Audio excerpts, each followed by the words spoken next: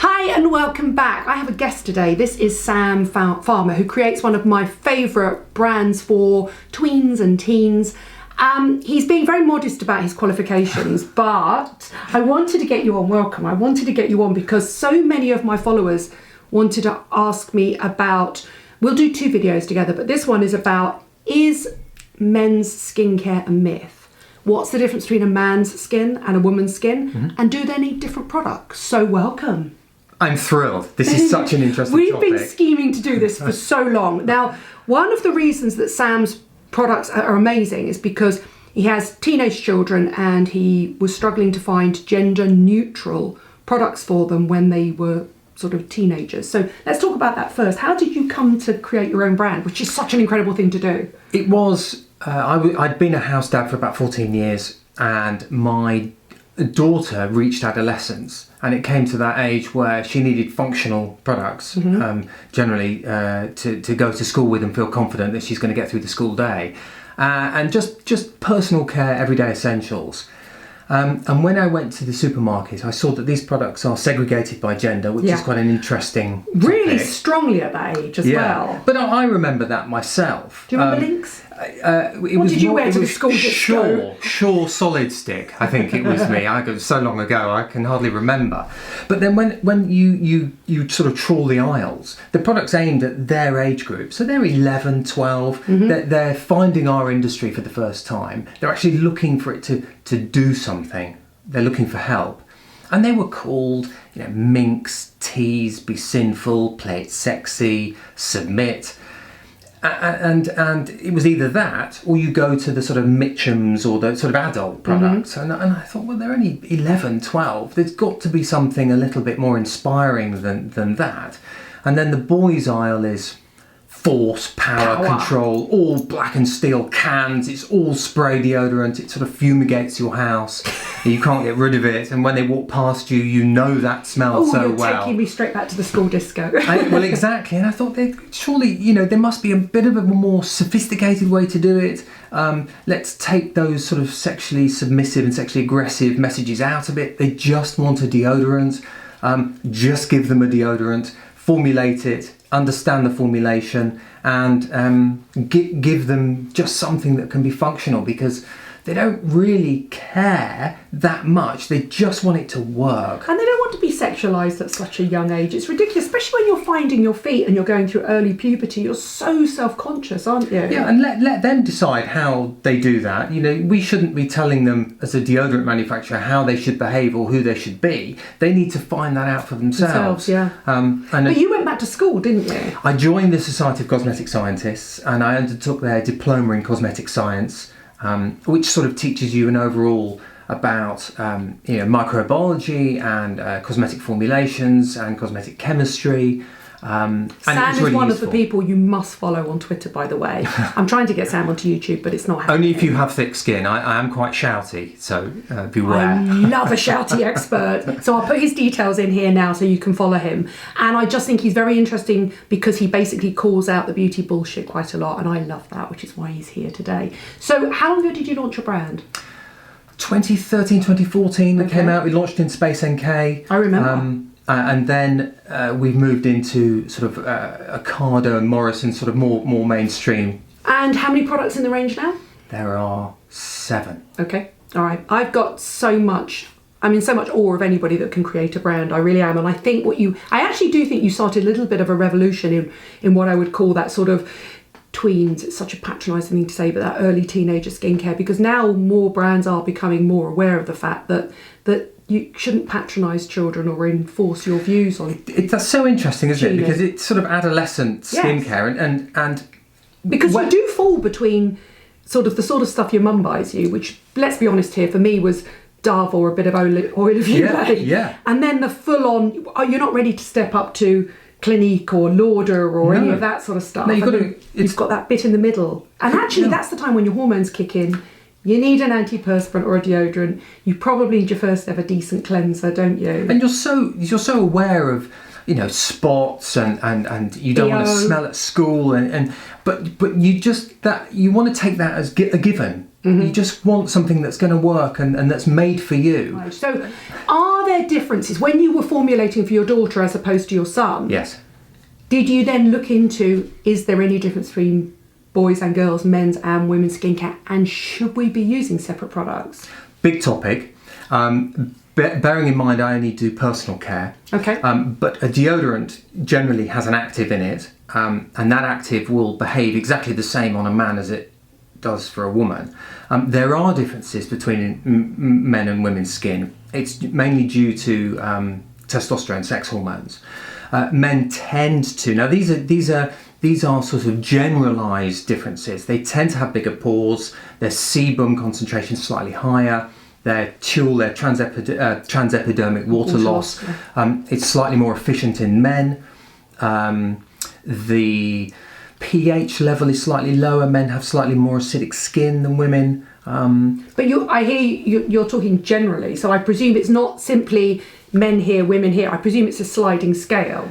Well, yeah, and men tend to have thicker skin. They do, don't they? That's why they don't get as much cellulite as women, because their skin is denser, isn't it? Well, yes, they do have more collagen in their skin, but some men have, oilier skin. Some men have drier skin. So should we be using different products? A product will do the job it's been designed to do. So, and it doesn't matter whose skin it's on. So a moisturiser. It can't identify gender. Yeah. Generally, if you have a really oily complexion, if you put a very thick moisturiser on, it's going to feel oily and greasy.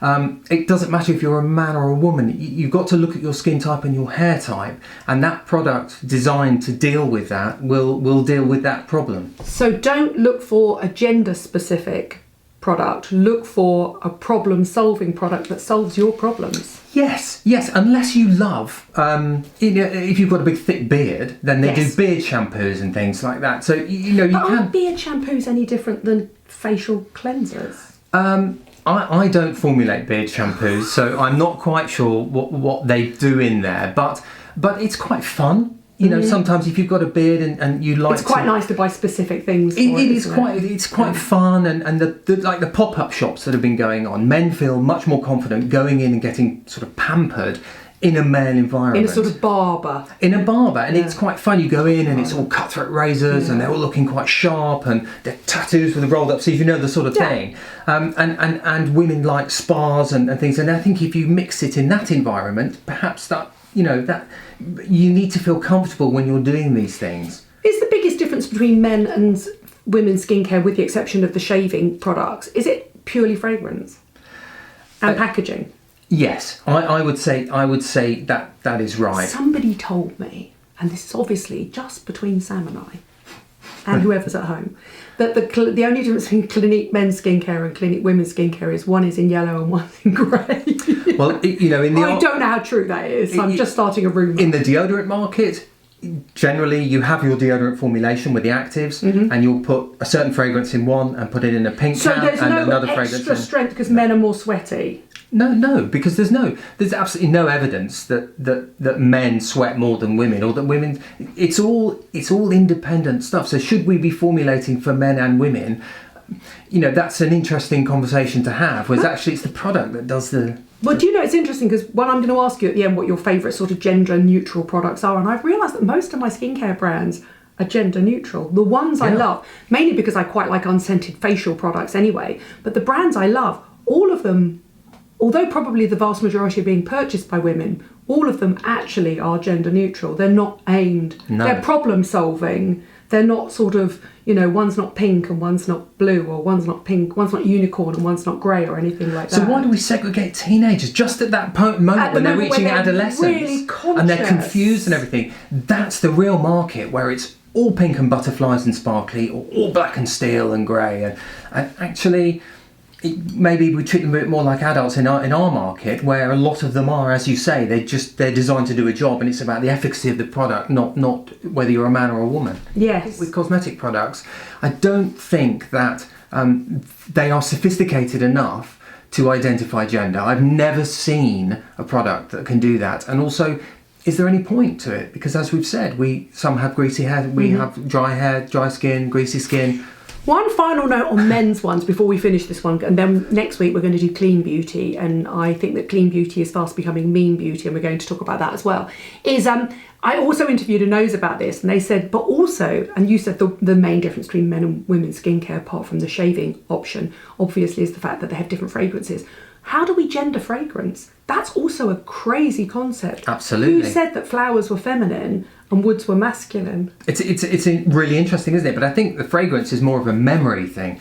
We grow up smelling our parents, so and you they were saying smell that you can still smell Joe Malone's lime, basil and mandarin and take it back to when he first met his wife. Yes, and absolutely. all those memories. We had that in the bath as a present, and that takes me straight back to there. The smell of Hibby scrub takes me straight back to the intensive care unit of when my daughter was born. Oh. And I'm straight there, and Yes. all those emotions come back. Fragrance is incredibly important, but it's not But it gender could be specific. flowers. Yes. That could be the Hibby scrub smell, and that would take me back to there. So I think it's much more emotional. It's an emotional attachment rather than an identifier of a product or a gender. Well, I think in a world where more and more people are talking about gender issues, I think to talk about gender issues in terms of cosmetic formulations is really, really important. Yeah.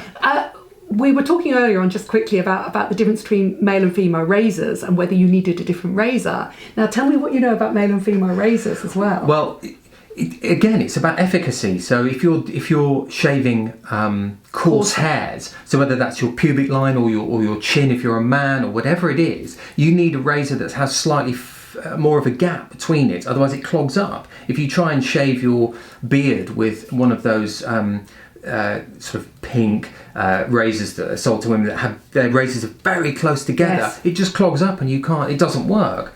But if you're a man and you want to shave your chest, say, and you don't have much hair on your chest, like all the Love Island guys do, that's a very modern thing, or you've got a big tattoo and you want to keep that hair free, then you don't want one of those razors. You want a razor that's targeted for women, which have these close together razors. And actually, if you focus on the efficacy, then that takes that away from it. So it's about problem solving. So you don't buy your razor according to your gender. You buy it according to how coarse the hair is that you're removing. Yeah, that you want the job that it's due for. But of course, the industry just generalises because it's about the mass market. It's about marketing. It's about marketing. It's Absolutely. about seeing a new market and thinking, how can we sell more products and make them seem like they're specific for that product, that person. 100%. And now let's talk really quickly about men's hair care, because as far as I can see with men's hair care, the only difference should be sometimes men need more clarifying shampoos because their hair styling products, like my boyfriend uses a lot of wax, and I remember back in the day he used to just use a bit of sort of fairy liquid. It was the only thing that would get through his black and white gel, let's be honest. Black and You're white younger than me, wax. but No, I know I remember it. you've been in the same clubs at the same time. So is there a difference in terms of shampoos? Tell me the thing about Okay, so again, dandruff. Yeah, it's the if you've got greasy hair, you've got greasy hair. If you've got dry hair, you've got dry hair. It's not really gender specific, but most sebum is produced in your scalp, interestingly, because it has to coat the hair in oil to keep it healthy. There was a study done by Unilever, albeit done in Asia, but it was about a concentration of an active called zinc pyrithione, which is what Which they is their use in anti-dandruff shampoos, which I have never got on with. Well, that's interesting, because they found that the majority of men responded well to a 1% concentration of zinc pyrithione, and the women didn't respond so well to it. But there are so many variants in that, in terms of what type of hair you have, what products you're using, what treatments your hair's going through. So in that study, would they control how long it was left in contact with the scalp for? They would control things like that, would they? Yes, I think they did. Okay. It's a fairly tough read, to be honest, those things. But see, I rely on Sam to read my clinical papers for me.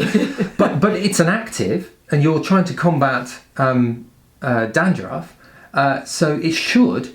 In reality, it should work because you're treating it the same, and it's the same condition.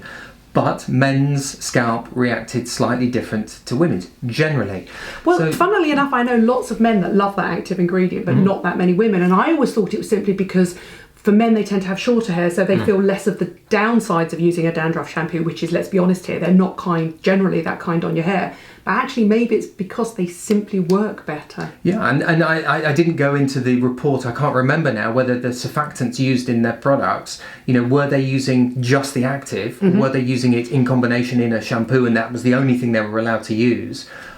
There's too many variants, but it was an interesting... It's an interesting one because it's hard to find clinical studies that prove that somehow a man and a woman's skin is reacting in a different way. Absolutely, and also some did and some didn't. Yes. So, but overall, it's always a variable. Generally, yeah. It's really interesting. Let's talk about really quickly. Do you, with the exception of your amazing brand, do you have any brands that you feel comfortable? For example, if your son and your daughter came back and they said, Dad, look, I've just bought this. Would you go? Or would you go, yeah, that's happy, that's good stuff, that's positive, that's well formulated, put it on the shelf? I'm a big supporter of the industry, and I think that all products that reach the market generally have gone through safety and all those aspects. And so I'm generally happy, but I'm interested in them. And if they don't have that, the messaging, which is the interesting part. So what do you think of, I'm going to name some of my gender neutral favourite brands, which I think are just skin friendly. I love CeraVe. Do you like CeraVe?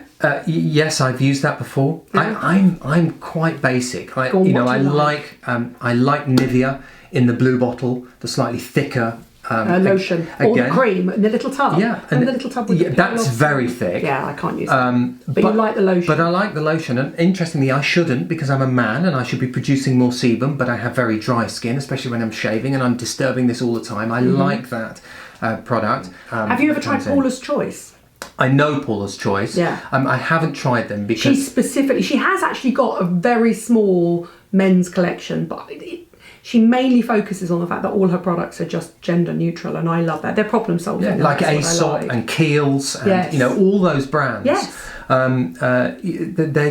They're great, and it's about access to products, which is perhaps another topic of conversation. How do you actually access things like Paula's Choice? I never see it. Because I'm not in the shops where it's sold. No, you live down in Devon, and it's mainly in Selfridges and online as well. Yeah, so you have to seek out your products, and it's difficult to seek out a product if you've never tried it.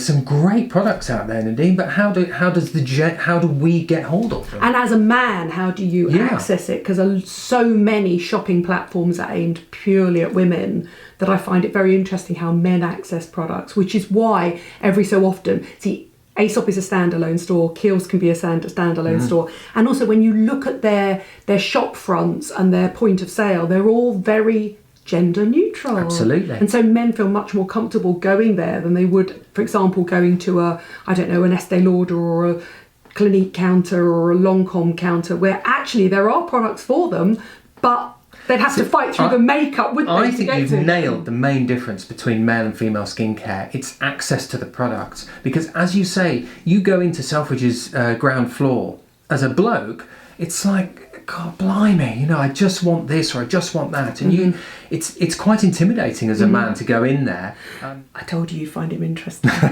Thank you so much. I'm going to put the details of Sam's favourite products and my favourite products, which we feel are gender neutral, down below, so that you can buy them for your teens and your tweens and for yourself and for your husband.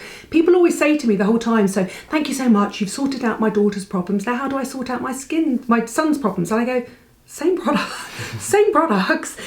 Don't worry, most of the products I recommend tend to be gender neutral colours. So, and it's the same for your husband as well. I always say the same thing. So feel free to steal each other's products, I promise. So I'm going to get Sam back, and we are going to unravel the mysteries of natural, clean beauty. Ready? I'm going to get a lot of hate for that video. Deep breaths, Sam, deep breaths. Thank you for watching. Thank you for subscribing, and I'll get Sam back soon. Bye. Bye.